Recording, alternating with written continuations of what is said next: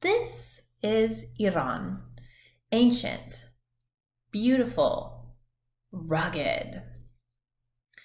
What's another way to say ancient? Because this is a word that comes up quite a lot because all the countries that we cover have an ancient past. There's a lot of history there. What's another way you could say ancient?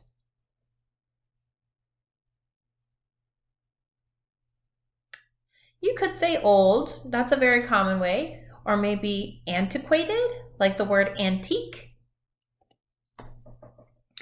Iran is a country in Asia. More than 80 million people live there. Iran used to be what was known as Persia.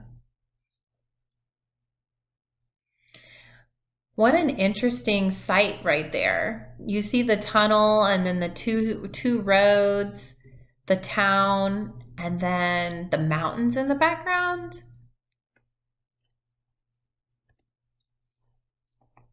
Iran's land is varied and beautiful. There are huge deserts. The country also has high, jagged mountains. Goats, wolves, and leopards live in the mountains. I don't know about you, but that desert looks pretty uninhabitable.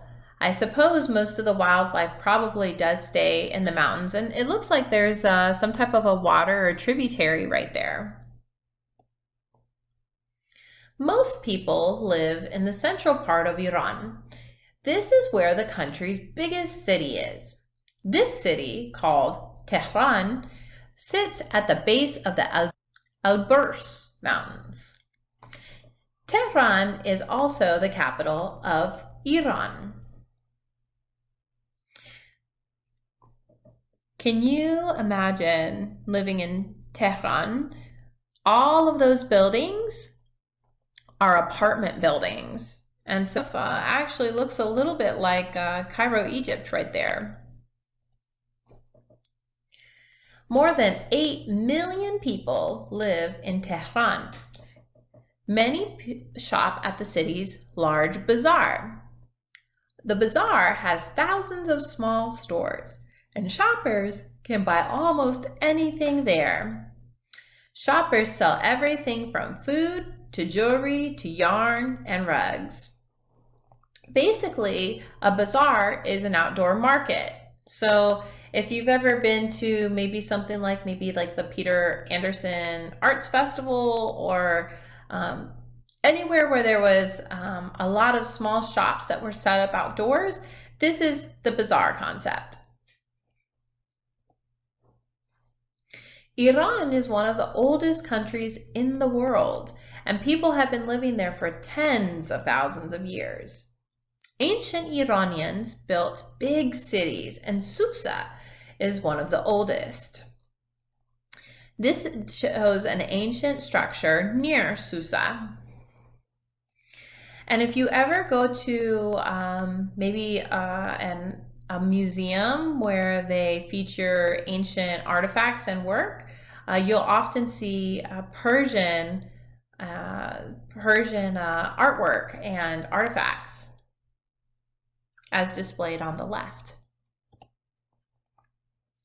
Persepolis is a large ancient city in southwestern Iran. Many of the buildings still stand. They were carved from stone.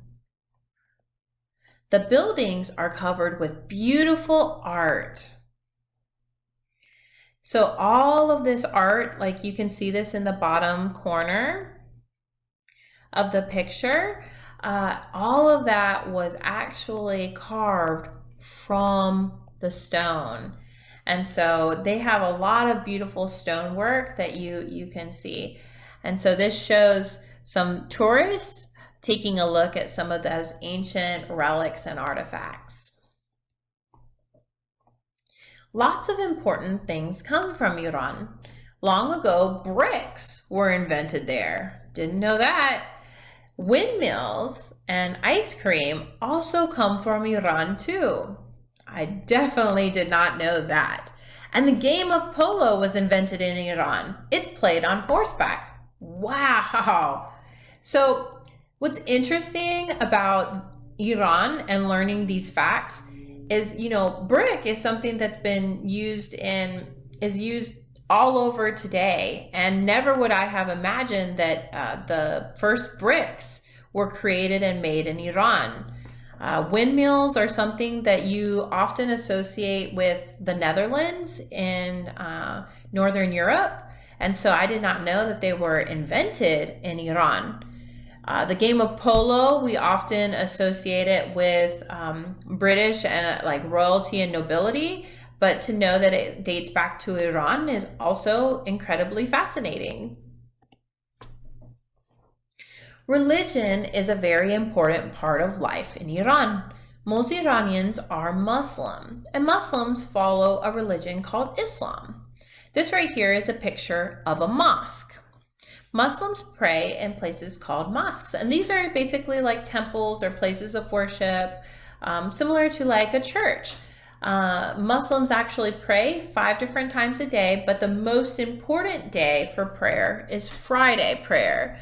It's very similar to how Christians really value the day of Sunday for prayer and practicing their religion. Friday is actually the sacred day for Muslims. The main language in Iran is Farsi or Persian. This is how you say hello, salam. This is how you say please, lotfan. This on the top right-hand corner shows the Persian alphabet, and it has 32 letters. Do you remember how many letters are in the English alphabet? 26. So the Persian alphabet has 6 more letters than the English alphabet. And so why might that be? Why might there be different numbers of letters in each alphabet? One of the reasons is letters often represent different sounds in an alphabet. And so in a language like Persian, you have a different set of sounds that are used in the language. But don't let that confuse you, because English has 26 letters, but we have vowels, 6 vowels, that 5 vowels plus Y if you count it, vowels that actually make a multitude of different vowel sounds.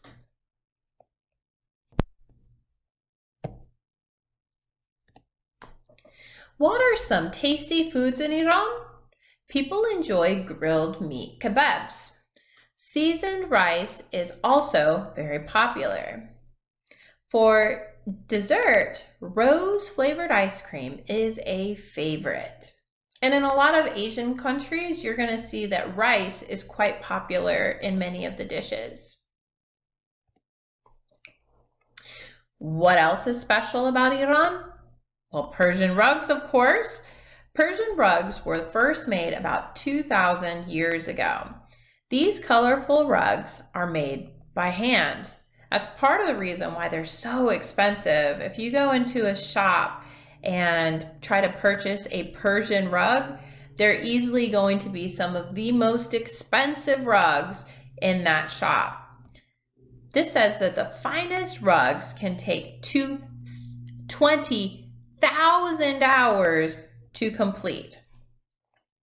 So in a week, typically people work 40 hours in a week, typically. If you're working on a rug and you worked on that rug for 40 hours every week, do you know how many weeks it would take you? It would take you 500 weeks to complete one of the most expensive types of rugs from Persia. That's a long time. Iranians celebrate many holidays. One of the biggest is Nowruz.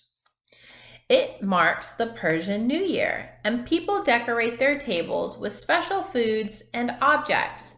Nowruz means new day in Farsi, and it takes place in March.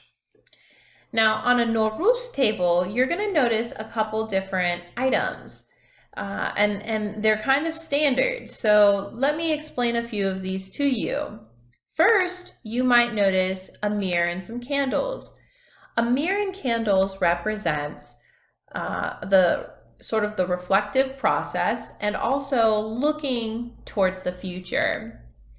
If you notice a goldfish on a Nowruz table, you will see that that goldfish is representing life.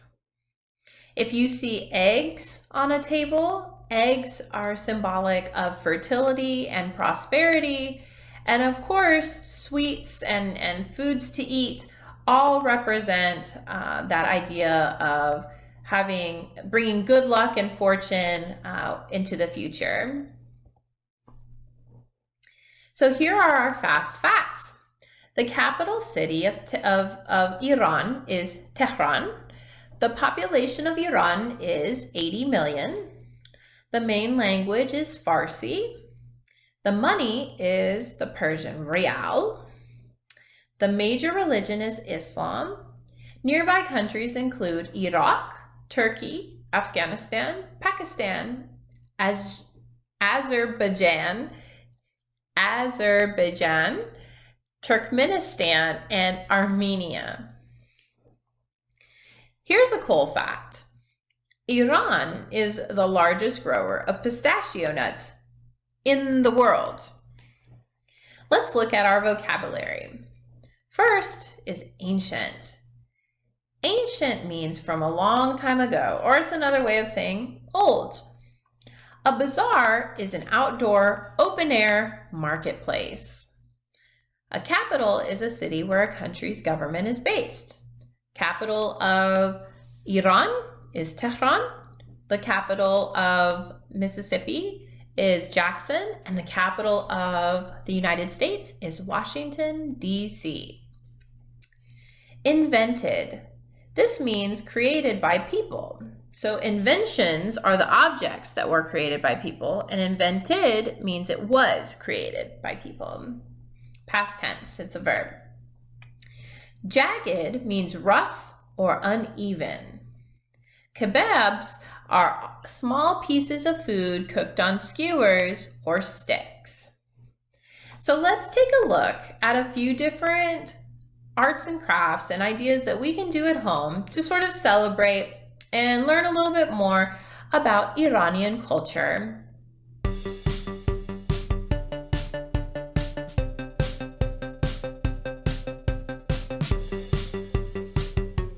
So let's talk about some activities that we can do from home that can celebrate a different culture than our own. And today we're talking about the Iranian culture.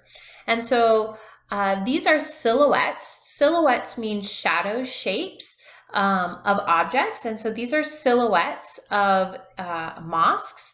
And so mosques are like the places of worship for Muslims, and they're always going to have some type of a dome feature and also a like a tower. And this tower is used to actually make announcements to call people in for prayer. And so that's one activity that you can do from home. All it requires is a pen and some paper. So we learned about Nowruz, which is the Iranian New Year that takes place in March. And so what sorts of items might you place on your table to celebrate new beginnings or a new year? Maybe you could create your own little Nowruz table at home and kind of use it as a way to pay gratitude, look towards the future, and dream big. So remember how the Persians are really famous for their Persian rugs? Well, I'm not going to say you need to devote 20,000 hours to making a rug, but we might be able to make some type of a textile woven craft from home. So let's try to learn how to make our very own. So here's what you'll need. You will need some t-shirt yarn or 3/4 of an inch strips of t-shirt fabric cut across the width of a t-shirt. So this would be a great time that if you have some old t-shirts that maybe you've grown out of, you can cut them into strips and you can use them as your fabric. You'll be stretching these strips of t-shirt between two hands so that they curl. So bringing them taut will actually create them to kind of curl up. You'll need cotton string and then a piece of cardboard. So again, all you need is 3 things. You'll need some t-shirts that you can cut into strips. You'll pull those strips taut, which means like tightly. You'll need some cotton string and you will need a piece of cardboard. So you'll want to use a piece of cardboard about 14 inches by 19 inches. And you'll want to mark these about 3/4 of an inch apart, running vertically. That means up and down on the whole length. You'll then cut about 2-inch slips on those lines on the top and the bottom of your cardboard, and using one long piece of string, you will lace your loom by simply winding the string vertically, so up and down, around the cardboard using the slits to hold the string in place. You'll make sure that you have an even number of strings, and you secure the ends of the string with tape to hold them on the back of the loom.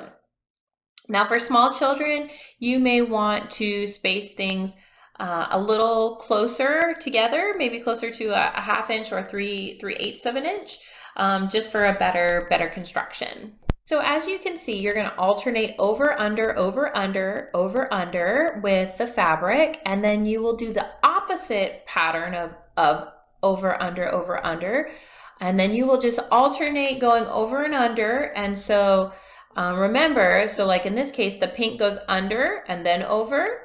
Then with the blue, you would go over and then under, and you would alternate that pattern, and you can create patterns with the fabric in whatever colors you would like. To finish, there's a couple things you can do. You can kind of knot the ends together and create a bit of a fringe, but you're going to want to make sure that you knot it together just to kind of provide for a more finished look. I hope you've enjoyed learning.